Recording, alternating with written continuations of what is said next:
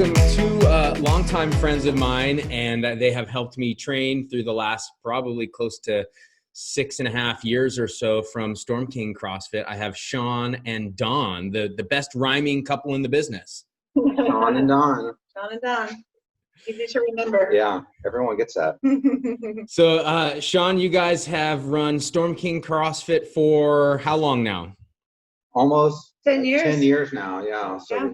we started out as CrossFit, Storm King CrossFit in Port Angeles. And then I think a couple years, we branched out to swim. And that's where, James, you jumped in with us. And we had the swim location for 3 years. And then just because of operations, we decided it was best to close that swim location down and really concentrate on our Port Angeles location. And we've been running CrossFit, and then we started, I think it was 2 years ago, maybe 2.5 years ago, we expanded our offerings to 2018. right. Right. To other fitness styles. So additional like boot camp style classes, and then we have cardio only classes called Pulse, which are bike and rower, just kind of branching out. And we rebranded and changed our name to Storm King Athletic Club because we just don't do CrossFit anymore. We do overall wellness, we do nutrition coaching, we do remote coaching, we have several different class options, weightlifting. So our goal is to try to align with whatever a member's needs are and whatever makes them feel successful in the fitness style, and give them a home and a family that supports them. Mm-hmm. Trying to be more all-inclusive with our rebrand. Yeah. So that, we have, like Sean said, something to offer for everyone. We realized several years back that CrossFit obviously isn't trendy anymore. It's not the catchy, trendy. Thank you. Well, I think it's important. I think it's important for people to know that at all levels. And I mean, I remember when I first went to my very first CrossFit class, and having played competitive sports my whole life, you're still intimidated, and sometimes you don't know what you don't know. And I think that that rebranding for you guys has really helped because you've been able to cast a wider net, right? Right. Yeah, and I think that is a good. There's a negative mindset where people think you have to be fit before you start being fit, right? And so they're like. And that's just the total opposite. We would actually work with people that have no clue what to do and let us help guide them at a pace that works for them to a destination of their fitness level that they want. And you've seen that within our group that we've had people that are, probably 200 pounds over their ideal body weight. And we started slowly with them, and we start advancing. We start working on the nutrition. We start bringing them along at a pace that works for them. And, that's part of our business that we love, right? Just educating those people and kind of helping them become a better version of themselves.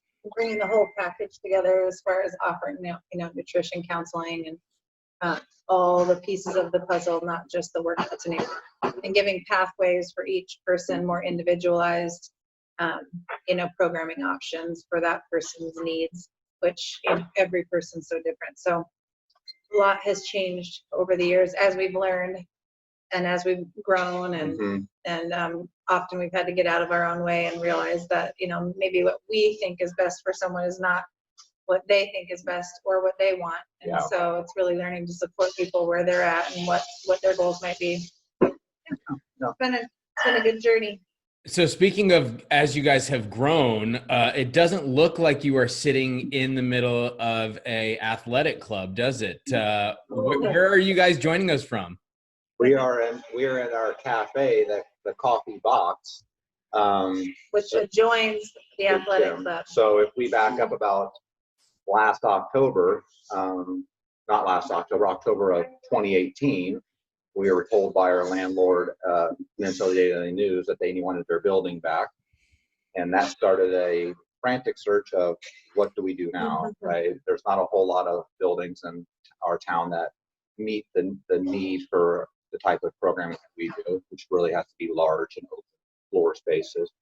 And so we ended up finding a 100-year-old condemned building, fully condemned. And we were very optimistic. It wasn't for sale. It wasn't for sale. We tracked down the owner. Walked through it, and we're like, we love it. Yeah, We love it. We have always loved the building that we're in. So we moved up about 2 blocks. Little did we know. Yeah, it's the building remodel, and the remodel was ended up being about 300% over budget. And I guess that's just the way commercial remodels go, apparently. Everything that We kind of every planned. issue we could come up against, we did. Yep, brand new roof, new sprinkler system, needed trenching underneath our street. I mean, just you name it. Oh. Plumbing, Foundation issues. It became very expensive. And But from the beginning, we wanted to make sure we did it right the first time. we did. And so we kind of invested everything that we had, and we built a cafe on the side called the Coffee Box. And the reason the name box is in the CrossFit world, as you know, James, they don't call a CrossFit gym a gym, they call it a box. But they say any old box will do. And so we had a good play on the words, and that's how we came to the name, the Coffee Box. And so it sits in the same building as us. It's open to the public, but eventually, well, technically it's open to the public right now. In fact, we got some people coming in, but it's, just curbside or pickup right now.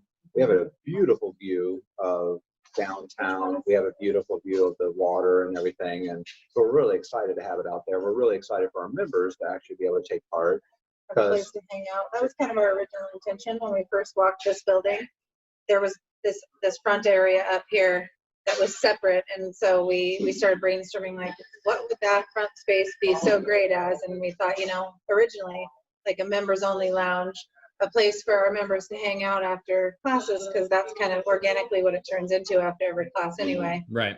And so first it was we were thinking along those lines, and then we were like, well, what if it was open to both our members and the public, and kind of go with the full serve cafe experience. So, yeah, and we thought that, and you had cafe experience before, and we always just kind of looked in our town. We love some of the cafes that we currently have, but we also love like the vibe that you kind of get some of those city cafes, like you go to Victoria. There's kind of a cool, funky vibe. They're all kind of unique, the non-branded ones.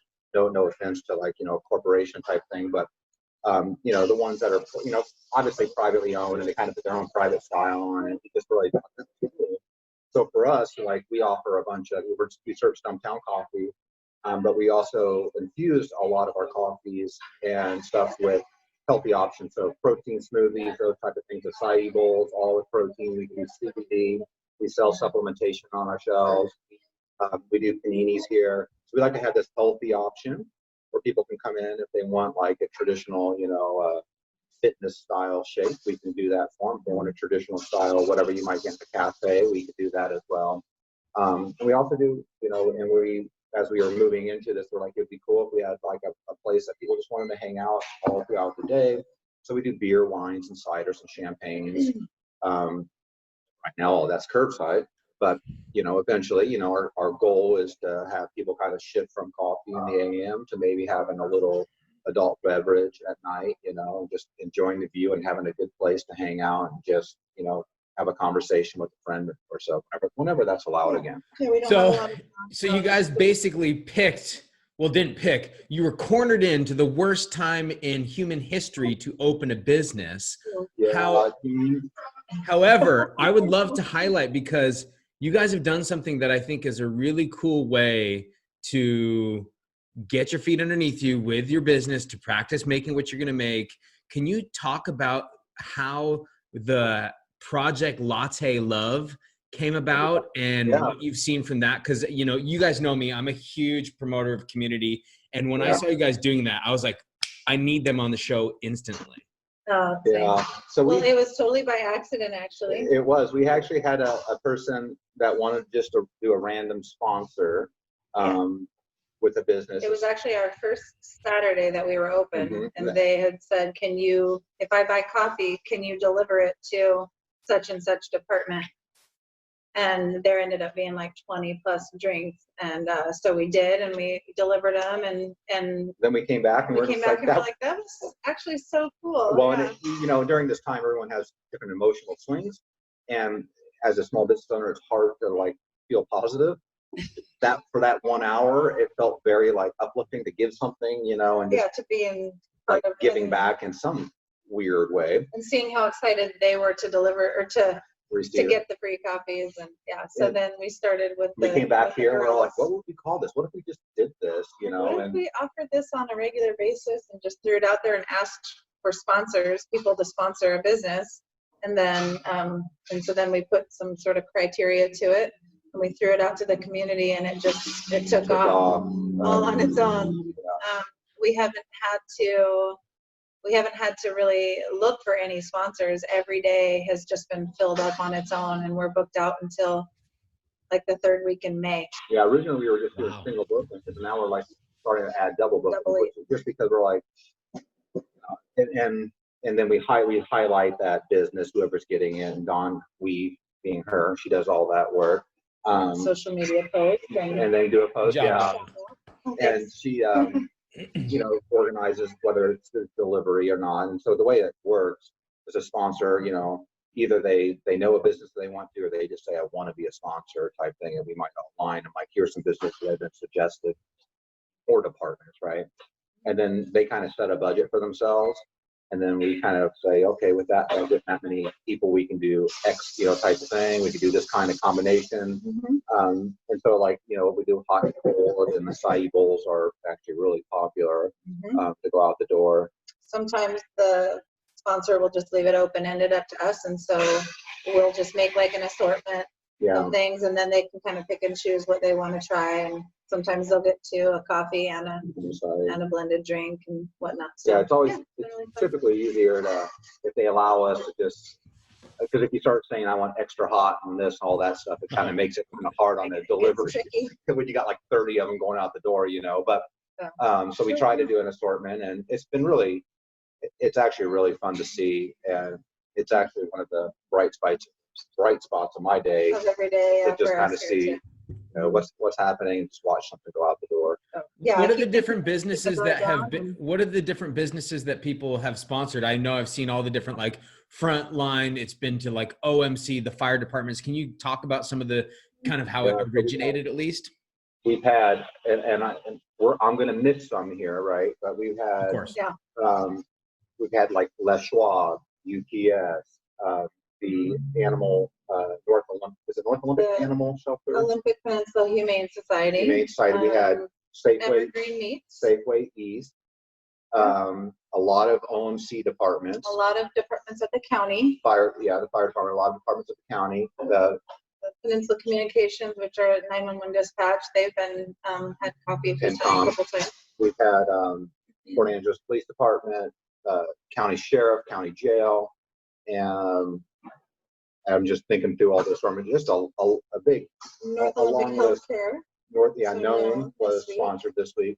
It's fun to see just the different businesses out there and people getting really creative. You know, with even some that you were like, oh, I didn't realize that place was open. You know, that's really cool. We've been to a couple of the schools. Yeah, we did. Go back to the schools this week. The ladies that are passing out lunches, the lunch ladies at some of the schools, they're getting coffees this week.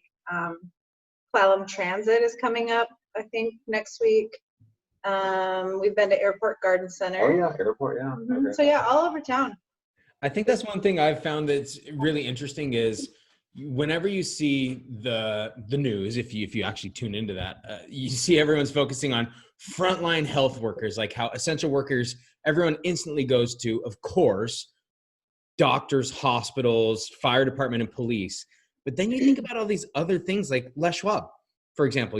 People need their cars fixed. If they are a doctor and their tires need something, you know, there's so many other ancillary businesses that are still up and running that are helping support all of this kind of whatever is still going in society. It's just kind of crazy how it seems so focused on one, but it's so cool to hear the stories of all these other people getting, you know, a shout out from you guys. Yeah. I love seeing the creative requests of who they want to do. I'm like, oh yeah, that's a great one. Yeah. So if someone wanted to, if they've watched this and this is the first time they've heard about Project Latte Love, how could they get a hold of you to get involved? That's a good question. So they can, our phone number, 360-477-0348. That's our business line. Also my personal cell phone. So they can call or text that number. And I can give more details, or a lot of people have messaged us on our Facebook or Instagram as well, or just sent us personal private messages, and that's fine too. And so then once they get in touch with us, then we just have some questions for them as far as like which department did you want to sponsor, or do you want us to find one for you? And then, we ask them, what your budget is, what day, do you want a weekday or does a weekend matter? And then we need to find out how many people, like how many employees are on shift that day. Sometimes they don't know, and so I'll call the business and find out that information and let them know that they've been sponsored and on this date, and then we go from there. So super simple. Very cool. I'm excited to see more and more. I mean, that's been one of, like you said, for you guys as a bright spot, but I think for a lot of us that are on social media and seeing stuff, I think it's a really cool thing you guys have been doing to help give it back. So, I mean, day by day, once we get this show open again, I'm sure you guys will see a lot more. But just to reiterate, the coffee box is open now for to-go, curbside sponsorship, big orders, small orders, grab lunch, grab a panini, grab a growler. I mean, you guys are up and running, so we'll make sure to link the website and Facebook page to it. But anything else you guys want to say to the community at large now that you're big Clallam Corner stars? Oh, wow. I would say everyone, please continue to support your small businesses. Yeah. They need you more than anything. I mean, they really do. And I think as this drags on and people get more and more tired, like in the beginning, there was all this energy and this push to get out there and support local. And I think people are just starting to feel, more discouraged. So I feel like now, as we go into this next hard time, is even more important that we get out there and we support all the little businesses in town, like that we can even see from our building. Yeah. So I always tell people, I use my gym analogy, people only have a certain amount of grip strength, and eventually the grip strength starts to wear out on them, and you can only hang on. And that's from a small business side, and that's also from people that want to go support them. They just get fatigued, and so try to regrip. So this is the time where you like invert, you gotta like regrip and change and invert a little bit, right? You're like, can someone give me some talk, please? Yeah. Well, guys, I really appreciate you taking time out of your morning. I know you guys are very busy running 2 businesses and other work and all family. So thank you so much for taking your time and joining the show. Thank you, James. Thanks for having us, James. And at some point,